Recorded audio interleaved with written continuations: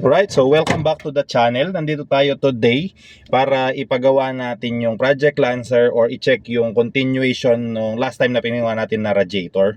Ang naging problem is kahit kahit nakapatay na yung susi, hindi na mamatay yung fan. Ipapa-check natin and hopefully hindi maubos yung oras, pwede natin ipa-check yung suspension.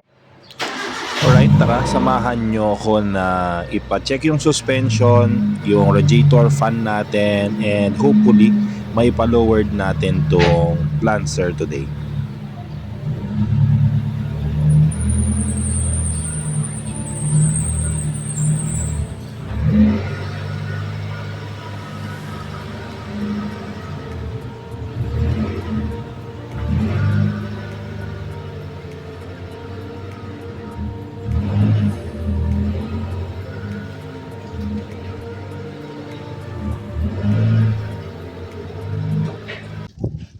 Alright, welcome back to the channel again.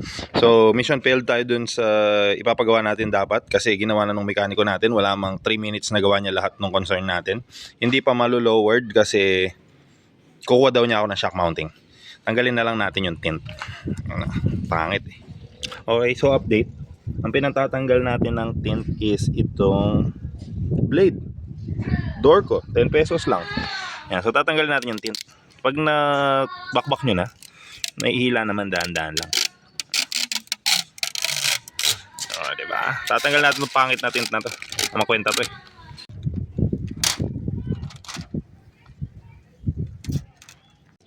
Alright, nakikialam na yung anak ko sa pagtanggal ng tint. Ako nasugat na. Bakit? Na paano? Alo ko natanggal lahat! Wow! Yung difference ng may walang tint at saka ng may tint. Tinatanggal natin kasi fake lang, madilim lang siya pagkagabi. So useless din naman siya. Kaya yan. Oh, di ba? Pista yung dalawa. Alright, so yun, mission failed tayo dun sa paggawa ng video regarding sa bakit hindi namamatay yung radiator fan and yung pagtaas ng minor. Actually, yung pagtaas ng minor, isang screw lang naman siya sa throttle body. Ipapakita ko lang sana sa inyo para magka-idea rin yung mga nagpa-project car katulad ko. Secondly, yung sa radiator fan, may nagalaw lang na literal na isang wire, tapos okay na. Na-testing ko naman na. So, nilinis na lang natin yung look nitong ating Project Lancer na will be inspired as a Evo 2. Kaya tinatawag ko siyang Project Evo 2.